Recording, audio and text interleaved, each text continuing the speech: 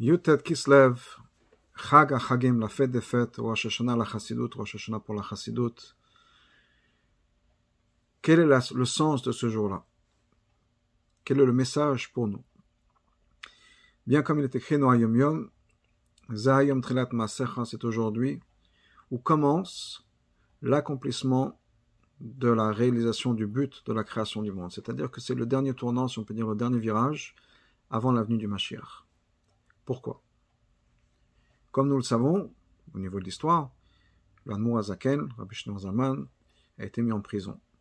Et nous savons que la signification de cet arrêt, du fait qu'il a été arrêté et mis en prison, c'est parce qu'il répandait les secrets de la Torah, la Chassidut, et qu'on a mis les choses en pause. Toute la Torah est, si on peut dire, l'autobiographie d'Hachem. Hachem s'exprime dans la Torah, Hachem s'est investi dans la Torah, Hachem a partagé la Torah avec nous, et il dit voilà, tout ce que vous voulez savoir sur moi, notre relation passe par la Torah. Mais des fois dans la Torah, on peut passer des heures et des heures sans penser à Hachem. On peut apprendre la halachot de Shabbat, on peut apprendre la halachot de Kashrut, sans avoir à mentionner Hachem. On peut apprendre la grammaire, on peut apprendre l'histoire juive, qui fait partie de la Torah, l'histoire des Nevi'im ou autre, et peut-être qu'on peut ne pas penser que c'est Hachem. Bien, la Chassidut, c'est la partie de la Torah qui nous rappelle Enon Milvado, il n'y a rien d'autre que Hachem. Et c'est ce que les Rebbeim ont voulu faire, c'est ce que Al-Admour Hazaken a voulu faire. Nous donner conscience du fait que toute la Torah est une relation avec Hachem. Toute la Torah est la révélation d'Hachem. Et qu'il faut toujours être conscient à n'importe quel moment de la journée qu'il s'agit d'Hachem, qu'il s'agit de notre relation avec Hachem. Et si le Baal Shem Tov nous a enseigné que chaque juif a la possibilité d'avoir cette relation avec Hachem, eh bien l'Admour Hazaken, à partir du Tanya et avec les autres enseignements, nous a montré comment est-ce qu'on peut avoir cette relation avec Hachem. Nous a donné les outils, nous a donné le vocabulaire pour justement développer cette relation avec Hachem.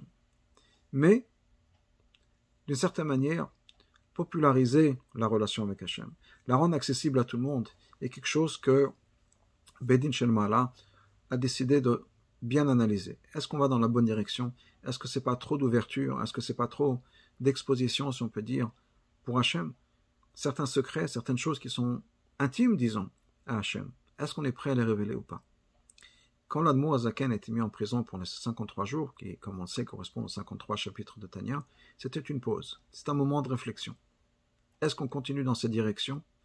Est-ce qu'on continue à exposer les secrets les plus intimes de Hachem? Ou bien on s'arrête?